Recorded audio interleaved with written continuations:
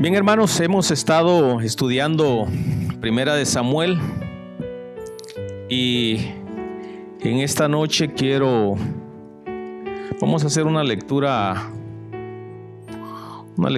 bastante rápida sobre el capítulo 24 para poder meditar en algunos puntos que creo que el Señor me fue guiando para que en esta noche tomemos conciencia de algunas revelaciones que a veces el Señor nos da en su palabra y que muchas veces por descuido o también por desgano, muchas veces no le ponemos la debida atención a su palabra y pues algunas cosas se nos van por alto. Y dice la palabra del Señor entonces, honrando al Padre, al Hijo y al Espíritu Santo. Cuando Saúl volvió de perseguir a los filisteos, le dieron aviso diciendo: he aquí, David está en el desierto de En-Gadi. Y tomando Saúl 3,000 hombres, escogidos de todo Israel, fue en busca de David y de sus hombres, por las cumbres de los peñascos de las cabras monteses.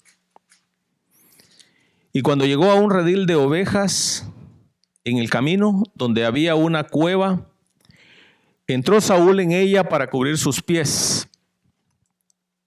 Y David y sus hombres estaban sentados en los rincones de la cueva. Voy a hacer un pequeño alto aquí, hermanos, para que después no perdamos la esencia. Primeramente dice que Saúl volvió de perseguir a los filisteos. Resulta de que Saúl desde ya hace rato venía persiguiendo a David para quitarle la vida. Eso es lo que hemos venido estudiando, porque Saúl sentía envidia y muchos celos de David. Eso lo tenemos claro, de acuerdo a la enseñanza. Pero entonces dice la palabra que Saúl se empecinó en buscar a David para quitarle la vida, a tal grado de que dice que se fue en busca de él y caminó por las cumbres de los peñascos de las cabras monteses. En primer lugar, vamos dándonos cuenta aquí, hermanos, de que realmente la persecución no era nada fácil.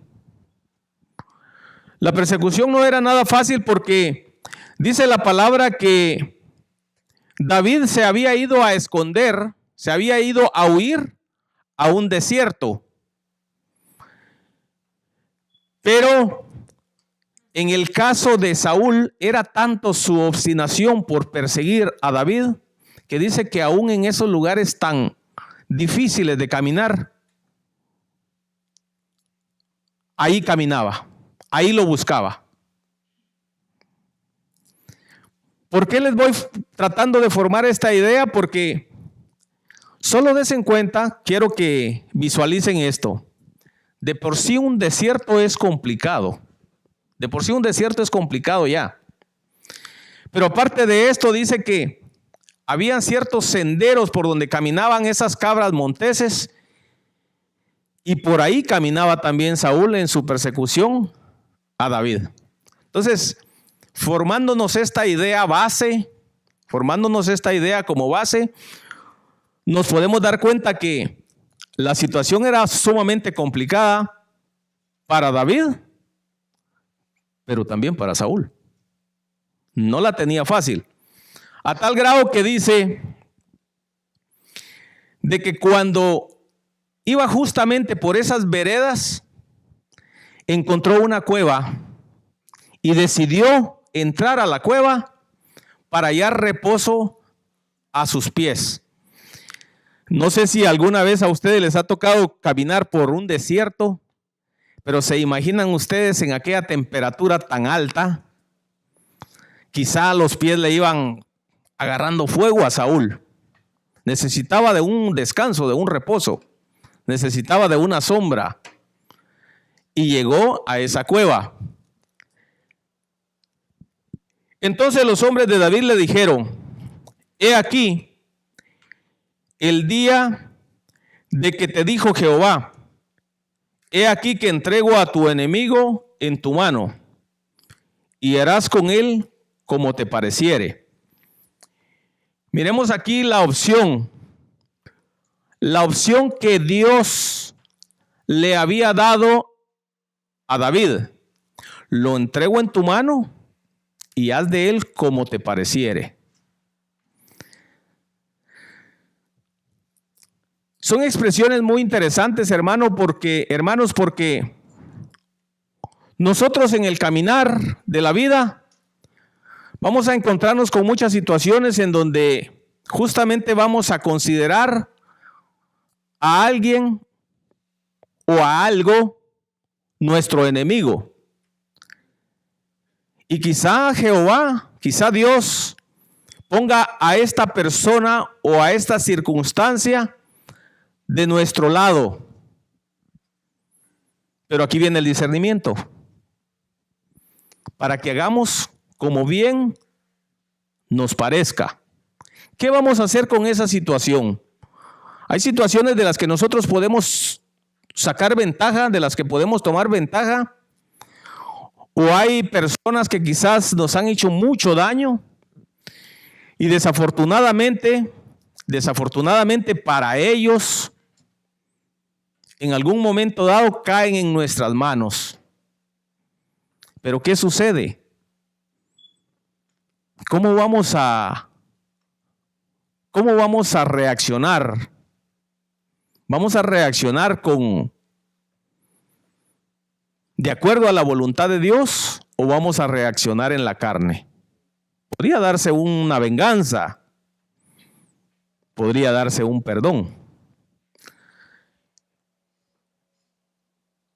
De hecho, la palabra de Dios aquí lo que nos está diciendo es de que cuando Saúl andaba por el desierto y por aquellos peñascos, dice que él sintió la necesidad de ir a aquella cueva. Y vean, repitiendo el versículo, dice: entonces los hombres de David le dijeron: he aquí el día de que te dijo Jehová: he aquí entrego a tu enemigo en tu mano y harás con él como te pareciere.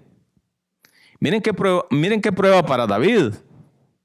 Una prueba grande, porque David no la tenía fácil. David andaba huyendo, dice la palabra.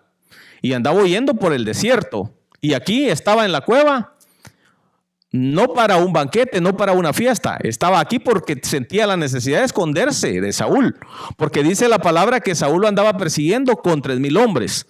Es decir, de que lo iba a matar. Él se andaba escondiendo.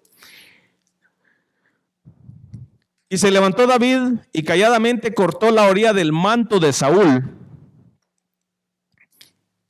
Y después de esto se turbó el corazón de David, porque había cortado la orilla del manto de Saúl. Imagínense. Dice la palabra del Señor que David era conforme al corazón de Dios. Y aquí nosotros podemos ver un detalle chiquitito, pero importante. Porque dice de que él, teniendo la oportunidad de matar a Saúl, no lo hace. Dice que corta el manto, una orilla del manto. Y vean lo que dice, que aún con esa acción, que se puede considerar una acción inofensiva, aún así se turbó su corazón.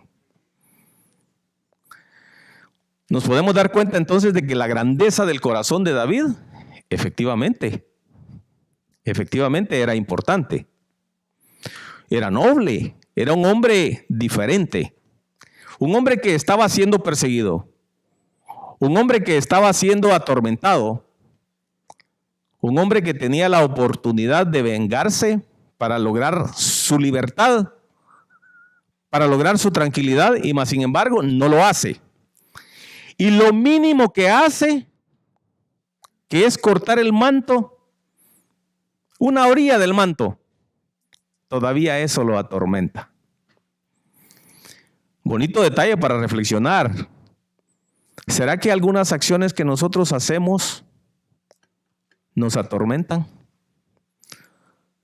¿O simple y sencillamente queremos más? Sentimos más sed de venganza. Me llama mucho la atención porque esos son detalles que el Espíritu Santo nos está revelando. Porque ¿quién estaba dentro del corazón de David? ¿Quién conocía el corazón de David sino el Señor, sino el Espíritu de Dios? Y el Espíritu de Dios aquí nos dice que se atormentó. Y dijo a sus hombres: Jehová me guarde de hacer tal cosa contra mi Señor, el ungido de Jehová, que yo extienda mi mano contra él, porque es el ungido de Jehová. Es el ungido de Jehová. De David se dice, hermanos, que era prudente, que gobernaba con justicia, pero particularmente aquí donde él reconoce y él le dice a su gente que no le hagan daño a su Señor, porque él es el ungido de Jehová. Imagínense, él está reconociendo que Saúl todavía es autoridad. Y está reconociendo que todavía es autoridad porque es el ungido de Dios. Y esto me llama mucho la atención y me lleva a investigar un poco sobre qué es esto de ser ungido. ¿Por qué tanto respeto? ¿Por qué tanta reverencia? ¿Por qué tanta prudencia? Y resulta de que, indagando un poco, investigando un poco, me doy cuenta que ungido, de acuerdo al entendimiento bíblico, ungido es una persona, o en algunos casos, una cosa, ungido o ungida. Es algo separado o consagrado para un propósito. Eso es ser ungido, separado para un propósito. Vean que David aquí está reconociendo que Saúl es el ungido de Jehová.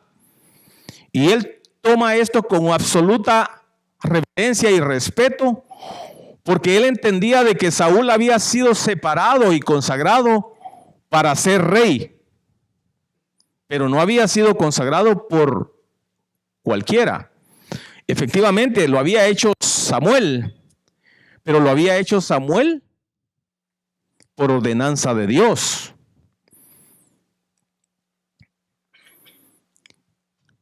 Y resulta que en la unción, ya les dije que hay una separación o consagración, pero resulta que en la unción hay misterios bien profundos. Y uno de esos misterios es que en la unción se transfiere autoridad. Entonces, ¿qué sucede para quien no entiende esto de la unción? Piensa que es un ritual, piensa que es algo más que se practica, pero resulta que la unción es la voluntad de Dios, la voluntad misma de Dios, que se transmite por medio de un escogido a otro escogido. En este caso, la voluntad de Dios era que Samuel, su escogido, transmitiera autoridad a su otro escogido, Saúl, para que fuera rey. ¿Me estoy dando a entender? Era la voluntad de Dios, porque fue Dios quien le dijo, unge a Saúl. Pero no vino Dios directamente del cielo y le dijo, pongo aceite sobre tu cabeza. No, le dijo a su escogido, le dijo a su profeta, le dijo a Samuel, hazlo. Samuel era ya su escogido, era su profeta. Y entonces Dios escoge a Saúl y le dice, úngelo. Y entonces cuando Samuel hace esto, transfiere autoridad, ¿para qué? Para que fuera rey. Es decir, que el propósito de Saúl era ser rey. Ese era el propósito. Tan es así que la palabra misma dice que hubo un momento en que él se apresuró y ofreció holocausto, pero no le correspondía a él. Le correspondía eso a Samuel. Y eso se vio con desagrado, dice, ante los ojos. ¿Qué has hecho?, le dijo. Lo regañó Samuel. Espero que me comprendan de que en la unción hay un propósito, hay una consagración para un propósito. Es decir, que la autoridad que Dios le dio era para ser rey, no para ser sacerdote, ni para ser profeta. Era, aunque la palabra después dice que también profetizó, pero él fue ungido para ser rey. Entonces, comprendamos, hermanos, de que la unción es una transferencia de autoridad para un propósito, pero de acuerdo a la voluntad de Dios. En la unción también es un acto de Dios para recibir el favor de Dios. ¿Qué quiere decir? Una persona cuando tiene una autoridad, pero si es de acuerdo, esa autoridad es de acuerdo a la voluntad de Dios, esa persona va a recibir también el favor de Dios. Es decir, Dios va a estar con esa persona. Precisamente por eso es de que se dice que los reyes iban a la batalla y no importando si era con 10, con 20, con 100, con 300, ellos ganaban la batalla. ¿Por qué? Porque recibían el favor de Dios. La unción también significa capacitación y derramamiento del Espíritu.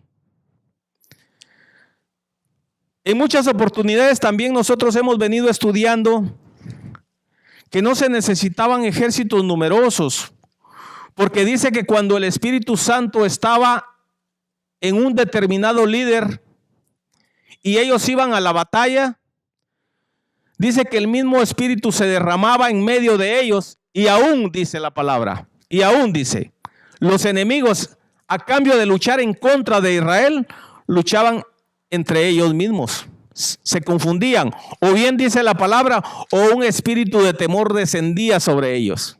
¿Por qué? Porque había un derramamiento del Espíritu. ¿Por qué había un derramamiento del Espíritu? Porque esa persona, ese líder, había sido ungido. Estamos viendo que unción no es cualquier cosa. Unción no es un simple ritual. La unción es la voluntad de Dios mismo.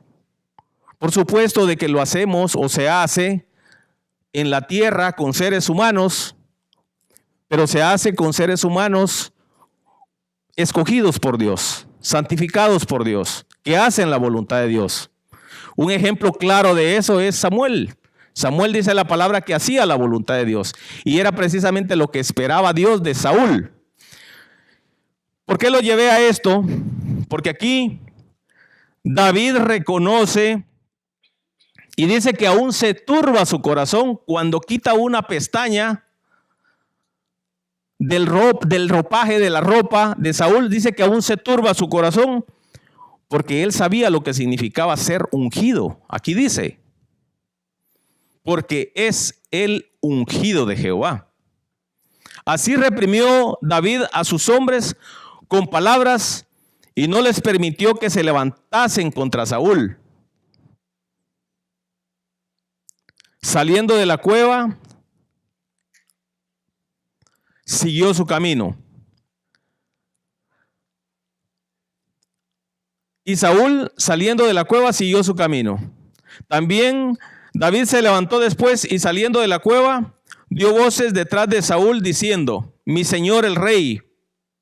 Y cuando Saúl miró hacia atrás, David inclinó su rostro a tierra. Imagínense la reverencia todavía. E hizo reverencia. Y dijo David a Saúl, ¿por qué oye las palabras de los que dicen, Mira que David procura tu mal. He aquí, han visto hoy tus ojos cómo Jehová te ha puesto hoy en mis manos en la tierra, en la cueva, y me dijeron que te matase, pero te perdoné porque dije,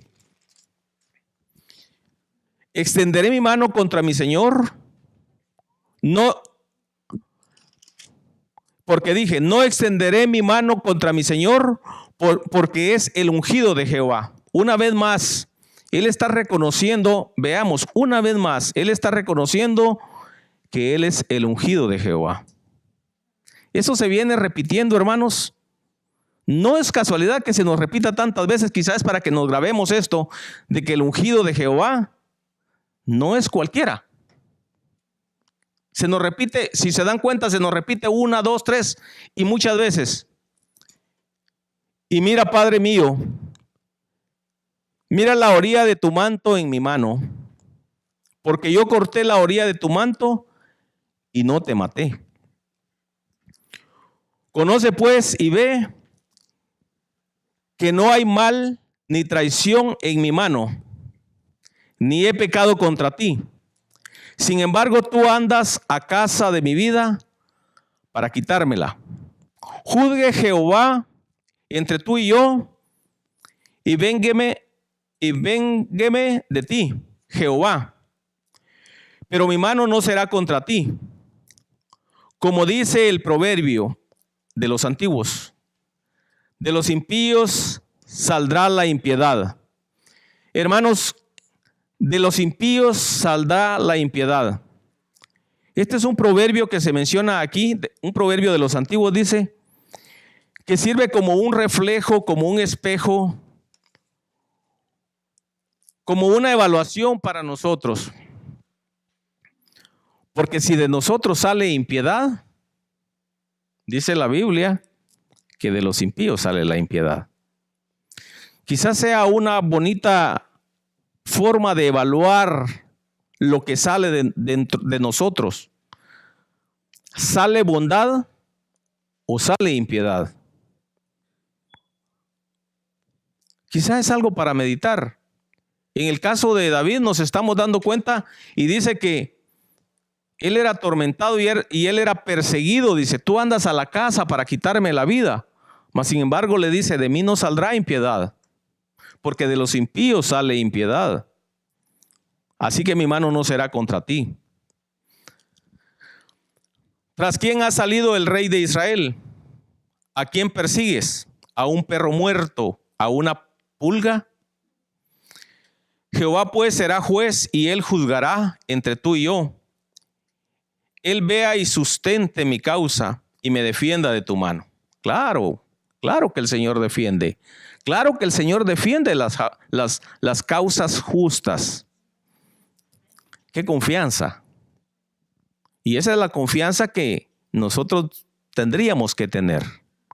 Nosotros tendríamos que saber de que el Señor siempre va a juzgar entre un impío y un justo. El Señor es el juez justo.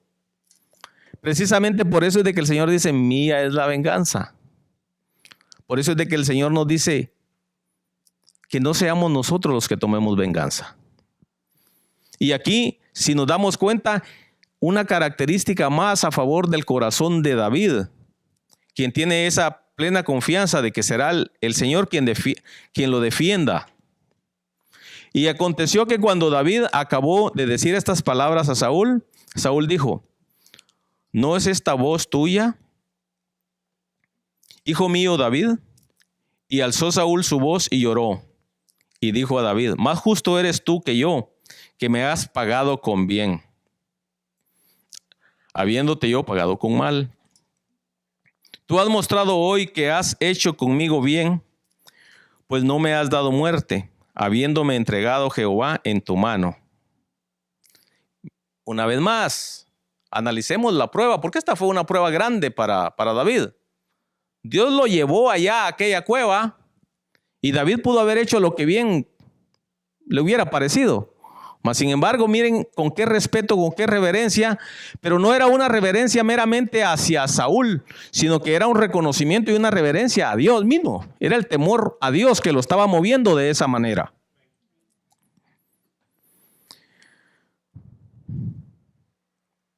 Tú has mostrado hoy que has hecho conmigo bien, pues no me has dado muerte, habiéndome entregado Jehová en tu mano. Porque ¿quién hallará a su enemigo y lo dejará ir sano y salvo? Jehová te pague con bien por lo que en este día has hecho conmigo. ¿Se dan cuenta que una persona que procura el mal, cuando se le hace bien, inevitablemente lo que termina haciendo es bendiciéndolo? Y ahora, como yo entiendo que tú has de reinar y que el reino de Israel ha de ser en tu mano, firme y estable, júrame pues, ahora por Jehová, que no destruirás mi descendencia después de mí, ni borrarás mi nombre de la casa de mi padre. Entonces David juró a Saúl, y se fue Saúl a su casa, y David y sus hombres subieron al lugar fuerte. Les dije, hermanos, que iba a intentar leer rápido el capítulo 24, porque aquí hay algunas expresiones que nos llevan a un entendimiento o a algo más profundo. Ya vimos que la unción es algo sumamente, hermanos, sumamente especial. Y ya vimos que en la unción, que es voluntad de Dios y que es propósito de Dios, vemos que en la unción hay una transferencia de autoridad. Miremos lo que dice Romanos 13:1.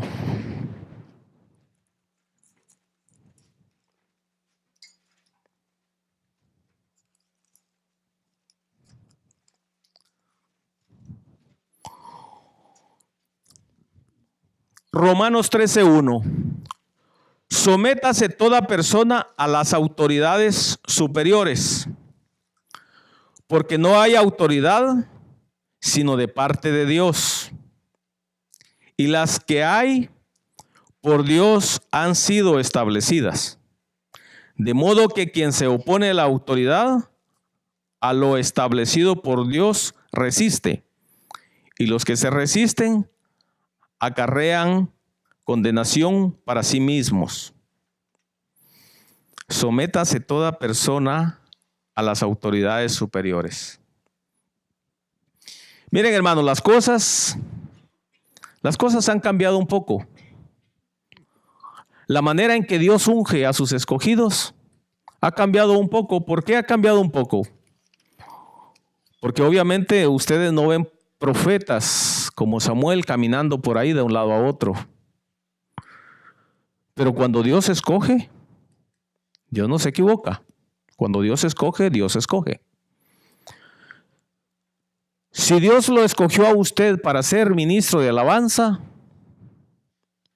y Dios lo ungió para que usted sea ministro de alabanza, ¿sabe qué?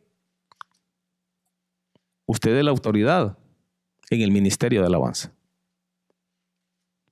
Si Dios lo escogió a usted para que sea pastor, usted es la autoridad entre sus ovejas. No vino un profeta a decirle, te derramo aceite. Pero si usted sintió el llamado de parte de Dios y usted hace la voluntad de Dios, Dios estará con usted y Dios lo capacitará. Porque la unción dice que significa capacitación. La unción significa transferencia de autoridad. La unción es un acto divino, es un acto de acuerdo a la voluntad de Dios. Entonces, si usted hace la voluntad de Dios, usted va a ser respaldado por Dios. Porque dice la palabra que en la unción también hay derramamiento del Espíritu Santo. Por eso la Biblia acabamos de leer que dice, sométase toda persona a las autoridades superiores, porque no hay autoridad sino de parte de Dios. Es decir, de que si la autoridad suya es para cantar, para dirigir un ministerio de alabanza, gócese, hágalo con solvencia, hágalo con soltura, hágalo con libertad, porque el Señor está con usted. Si el propósito de Dios ha sido para que usted vaya por el mundo y evangelice, lleve su evangelio, hágalo con soltura. ¿Creen ustedes de que es una casualidad de que alguien quiera ir a Brasil, va y viene? Eso Dios lo permite. Yo quisiera ir también. Muchos quizás quisieran ir también, pero a lo mejor no van a ir pero ni a la esquina. No van a ir ni a la vuelta de la cuadra. Las cosas se dan porque Dios las permite, porque Dios las bendice y porque Dios unge a sus escogidos para que lleven su palabra. No esperemos que venga el profeta Samuel a ungirnos. Creo que debemos de tener el discernimiento de que si Dios permite, si Dios da la autoridad y si Dios da su respaldo, es porque estamos en el propósito de Dios. Por eso dice que sométase toda persona a las autoridades. Porque si se resisten a las autoridades, se resiste a Dios mismo. Es un poco delicado, porque muchas veces, hermanos, quizá por falta del estudio de la palabra, no logramos entender esos misterios que nos quiere revelar su palabra. El llamado es para determinada persona y no necesariamente es para todos. Hay algunas personas que dicen, bueno, es que el pastor debería de hacer esto y debería aquello y debería hacer aquello. Pero ¿por qué usted no es pastor? Usted no ha sido llamado, porque usted no ha sido ungido, porque usted no ha sido respaldado. Si usted va para allá, quizá lo va a hacer peor. Y le voy a decir por qué lo va a hacer peor. Porque quizá entonces usted vaya y no va a tener la autoridad de parte de Dios.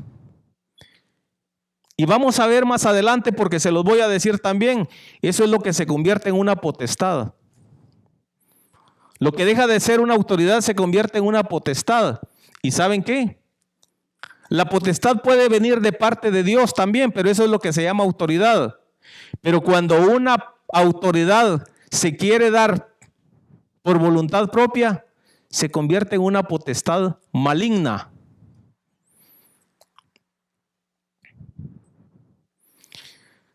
Dice que la palabra autoridad, también lo busqué, también lo investigué. La palabra autoridad significa, primeramente, poder legítimo. Es un poder, pero legítimo. Delegado, dado, ofrecido por alguien que está en la condición de delegarlo. Es un poder legítimo, es un poder real, porque hay poderes que no son reales. Miren, hermanos, hay poderes que lo único que están haciendo es espantando con el sombrero del muerto. ¿Saben a quién le pasa eso? A Satanás. A Satanás le pasa eso porque ¿saben qué? Si nosotros evaluamos bien lo que dice la palabra de Dios, dice que nosotros somos más que vencedores. Dice que Él ya fue derrotado. Él ya fue vencido, pero Él anda todavía, porque Él tiene poder, pero no es un poder real. Es un poder ficticio. Es un poder usurpado. Es un poder mentiroso. ¿Por qué? Porque su poder está en la mentira. Además, la autoridad dice que es un poder pleno. En donde hay dominio total. ¿Para qué? Ahora miremos para qué. Todo ese poder que es legítimo, que es real, que es pleno, es para controlar, para actuar, para poseer, para disponer de algo. O sea, en otras palabras, cuando Dios escoge, elige y unge, lo capacita. ¿Para qué? Para actuar en su nombre. Para actuar en el nombre de Jesús, en el nombre de Jesucristo.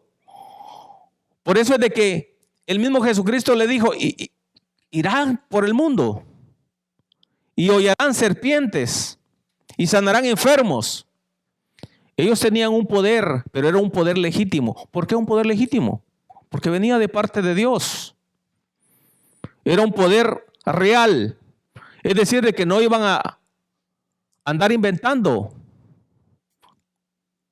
Como lo que se da en la brujería, como lo que se da en la hechicería. Poderes ficticios. En conclusión, con respecto a la autoridad, podemos ver que la autoridad es un poder legalmente ejercido. La autoridad es un poder que viene directamente de Dios.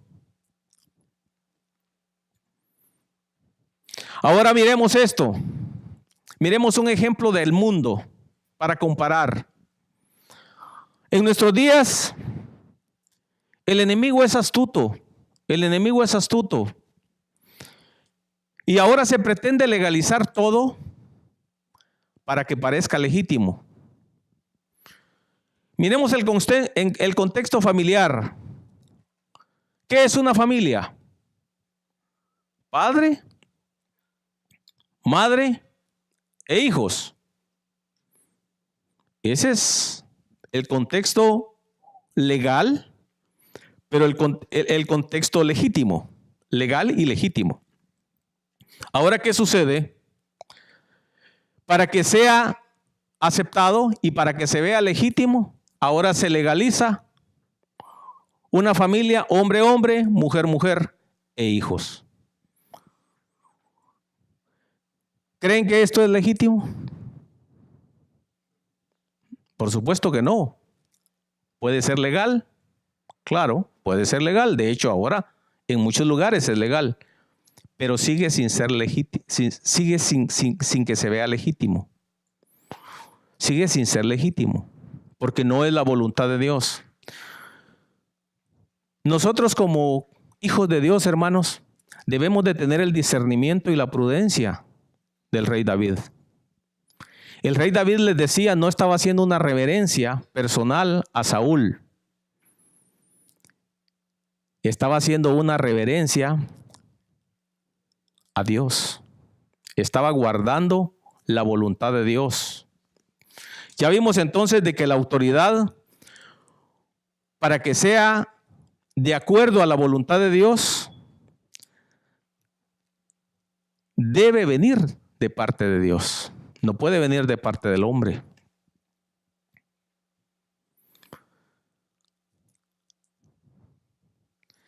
Les decía, eso es en cuanto a la autoridad. En cuanto a la potestad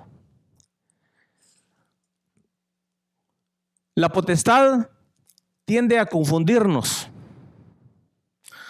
La potestad es un término legal nada más, que no necesariamente es un término legítimo, pero es un término legal. Pero hay algunas potestades que fueron también delegadas de parte de Dios. Les voy a poner un ejemplo de una potestad que muy frecuentemente el diablo ha utilizado para confundir a la humanidad. Y es la potestad de los padres. La misma palabra de Dios dice, honra a tu padre y a tu madre para que te vaya bien y tengas largos días. ¿Es correcto? Honra a tu padre. Esa es una potestad. ¿Por qué es una potestad humana física? Porque, en primer lugar, la potestad, a través de la potestad, Dios le da un derecho a los padres. ¿Qué derecho? El derecho de guiar a sus hijos. Es un derecho. Le da un poder también. Le da un derecho y le da un poder. ¿Un poder para qué? ¿O por qué? Un poder para forzar a sus hijos cuando no hacen la voluntad del padre o de la madre, que vaya en concordancia con la voluntad de Dios. Por eso dice que el padre que ama a sus hijos los disciplina. Pero también la potestad significa un deber. ¿Por qué un deber? Porque también los padres están obligados. No solo tienen el derecho, no solo tienen el poder, pero también tienen la obligación de darles educación a sus hijos. Ahora, ¿qué sucede? ¿Por qué los traje por aquí? Porque todo eso David lo entendía a la perfección. Recuerden de que cuando David estaba siendo perseguido, ya por Saúl, dice la palabra de Dios que a él se le habían unido como 600 hombres. Pero resulta que también él había sido ungido ya. Él había sido ungido. Mas sin embargo, imagínense, él tenía el favor de Dios. Él tenía el favor de Dios, pero tenía el respeto hacia la unción de parte de Dios. ¿Qué sucede con los hijos? ¿Qué sucede con los hijos? Cuando los hijos no reconocen la unción de parte de Dios hacia los padres y se rebelan, ¿qué sucede con los hijos? Simple y sencillamente, les va todo lo contrario a lo que es la promesa. Ni largos días, ni les va bien. Lo contrario. Si David se rebela, simple y sencillamente, ¿cómo le hubiera ido? Todo lo contrario. ¿Estamos entendiendo?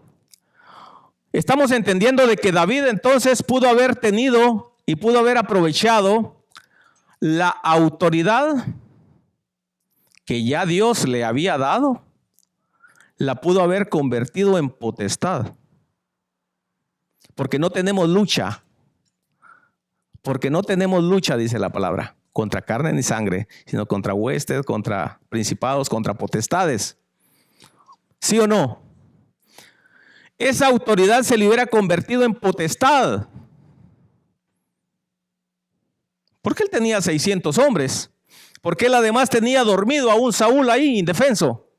Porque podía haberlo matado. Pero él antes reconoció la autoridad. Él antes reconoció la autoridad. Y miren cuánta bendición hay en reconocer la autoridad, hermanos. Este palabrerío no es para confundirlos. Este palabrerío es para que entendamos de que en la autoridad hay respaldo de Dios. Porque dice en Romanos que quien resiste la autoridad, resiste a Dios mismo. David se pudo haber equivocado y David pudo haber dicho, bueno, si no necesito ni siquiera los 600, yo mismo lo mato. Esa autoridad que ya le habían dado a él, esa unción que se le había dado a él, la pudo haber convertido en potestad. ¿Qué le pasó al diablo? Eso fue lo que le pasó al diablo. Al diablo ya se le había dado autoridad. Al diablo ya se le había dado poder. Sí, pero ese poder y esa autoridad venía ¿de dónde? De la fuente de la autoridad, que es Dios mismo. Entonces, cuando él hizo mal uso de esa autoridad, se convirtió en una potestad. Se convirtió en un dominio maligno. ¿Qué pasa cuando un hijo, por ejemplo, crece 10 pulgadas más que un padre? Y llega a la edad en que dice, bueno, mi padre me pegaba y ahora yo de un empujón lo saco del otro lado de la calle. Pues sí, tiene el poder, claro que tiene el poder, pero no tiene la autoridad. Sí, él lo puede mandar al otro lado de la calle. Claro, tiene el poder, pero no tiene la autoridad. ¿Saben por qué no tiene la autoridad? Porque dice que la autoridad es un poder, pero legítimo. Y ese poder legítimo Dios se lo dio a quien se lo dio. A lo mejor el padre va a estar inválido. A lo mejor el padre va a estar en cama. A lo mejor el hijo va a ser luchador, levantador de pesas, pero no tiene la autoridad. A lo mejor solo tiene el poder, porque va a poder hacerlo, lo que quiera. Pero si tiene el respeto y la reverencia primeramente a sus padres y a Dios, ¿qué dice la Biblia? Que le va a ir bien. Que le va a ir bien.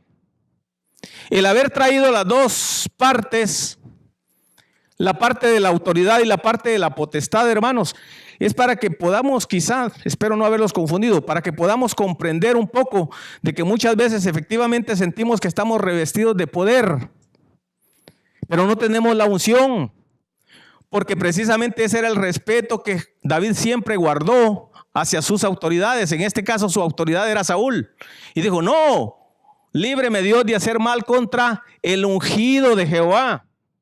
Dice que aún con una pestaña de su ropa y su corazón se sintió atormentado. No es el caso de muchos de nosotros en nuestros días. No es el caso. Precisamente por eso es de que en el nombre del Señor quiero que traigamos esto a reflexión, hermanos, de que si al diablo le fue mal, habiendo sido revestido de tanto poder, de tanta hermosura, de tanto privilegio allá mismo en el cielo, en la presencia del Señor, le fue mal y le va a ir mucho peor. ¿Cuánto más a nosotros, hermanos? Es para que reflexionemos un poco. De David se dice que era prudente, se dice también que era astuto. Se dice que era astuto, pero la palabra no me dice que la astucia la haya ocupado para mal. Él era astuto, pero para las cosas buenas. Leamos lo que dice, solo miremos en la gran comisión lo que el Señor, en Mateo 10:16, lo que el Señor le dice a sus discípulos.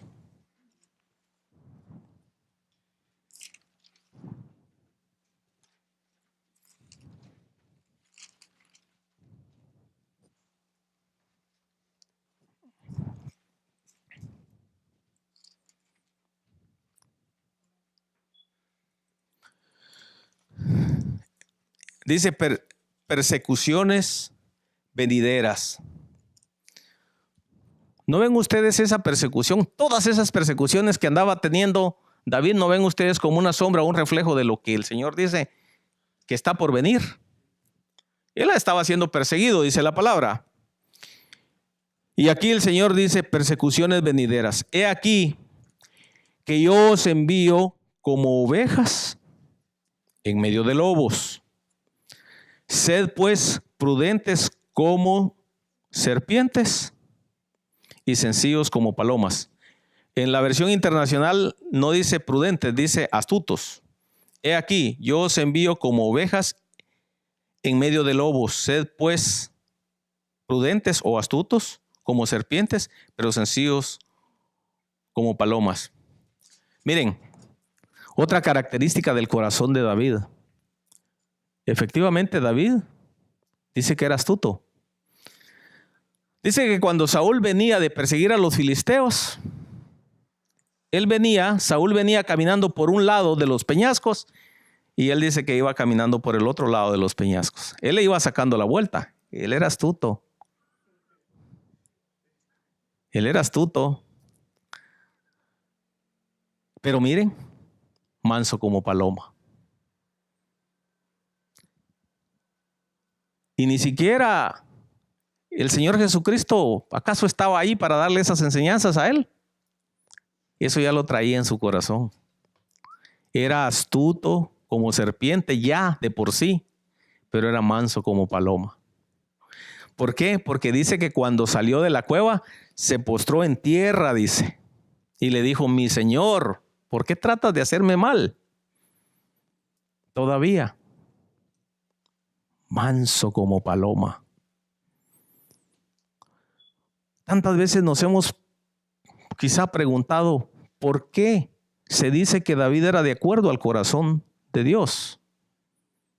Pero miren las características que tenía. Si estas enseñanzas las dio el mismísimo Señor Jesucristo. He aquí yo os envío como a ovejas en medio de lobos. Sed pues prudentes como serpientes y sencillos como palomas. Una característica que ya la traía el corazón. Es lo que se nos está pidiendo a nosotros ahora. Leamos un versículo. Mateo 28, 18. Para ir ya casi cerrando, hermanos. Con esto vamos a ir cerrando. En la gran comisión.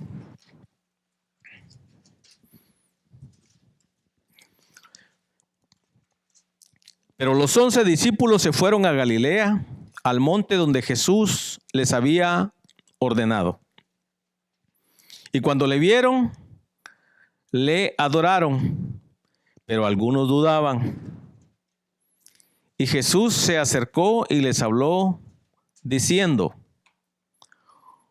Toda potestad me es dada en el cielo y en la tierra. Por tanto, id y haced discípulos a todas las naciones, bautizándolos en el nombre del Padre y del Hijo y del Espíritu Santo, enseñándoles que guarden todas las cosas que os he mandado, y he aquí yo estoy con vosotros todos los días hasta el fin del mundo. El mismo Señor Jesucristo, hermanos, estaba declarando que a Él se le había dado ya toda potestad. Toda potestad. ¿En quién confiamos? ¿En quién tiene toda potestad? Él la tiene toda. Él tiene toda la autoridad. Él es Dios mismo. Él es la fuente de la autoridad. Él es la fuente de la autoridad. Y además dice que toda potestad se le ha dado en el cielo y en la tierra.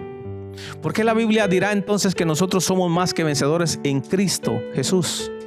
Porque Él tiene toda potestad. Además, vean lo que dice. Les está dando una potestad. Les está dando una potestad legítima a sus discípulos. ¿Cuál? Que vayan por el mundo, dice, y hacer discípulos a todas las naciones. Pero aquí hay algo, vean lo que está metidito ahí dentro de ese versículo. No es el hecho nada más de ir por el mundo haciendo discípulos, porque muchos van por el mundo haciendo discípulos aún para Satanás. Eso tengámoslo claro. La diferencia es que aquí dice bautizándolos en el nombre del Padre, del Hijo y del Espíritu Santo. Le damos gloria a Dios por eso, hermanos. Esa es la potestad que el Señor nos ha dado a nosotros. Así que en esta hora quiero despedirme dejándoles en su corazón de que si tan solo aprendiéramos todas aquellas características del rey David, que aún con todos sus defectos, pero miremos todas sus virtudes, precisamente por eso estaba en el corazón de Dios. Y dice la palabra que era de acuerdo al corazón del Dios mismo. Que el Señor les bendiga.